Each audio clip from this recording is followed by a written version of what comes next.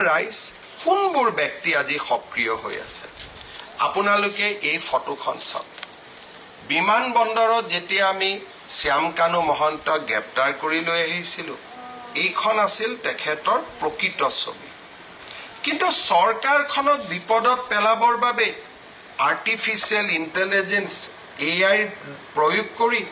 হাঁহি থকা শ্যাম কানু মহন্তক ৰাইজৰ সন্মুখলৈ লৈ অহা হ'ল দুইখন ফটো এইখন ফটো অৰিজিনেল এইখন ফটো ডুপ্লিকেট এই কামবোৰ কিয় কৰি আছে জুবিনক ন্যায় দিবৰ বাবে জুবিনক ন্যায় দিয়াৰ বাবে আপোনালোকে এনেকৈ ফটোশ্বপ কৰিবলগীয়া হৈছে ভুৱা ফটো বনাবলগীয়া হৈছে হাঁহি থকা ফটো এখন আপোনালোকে বনাই দিলে কিন্তু প্ৰকৃত ফটো আছিল এইখন ই কি প্ৰমাণ কৰিছে তাৰ মানে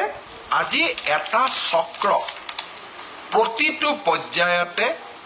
একোটা ষড়যন্ত্ৰৰ আকাৰ দি জুবিনক ন্যায় দিয়াৰ প্ৰক্ৰিয়াক এটা অসম চৰকাৰ বিৰোধী অৱস্থানলৈ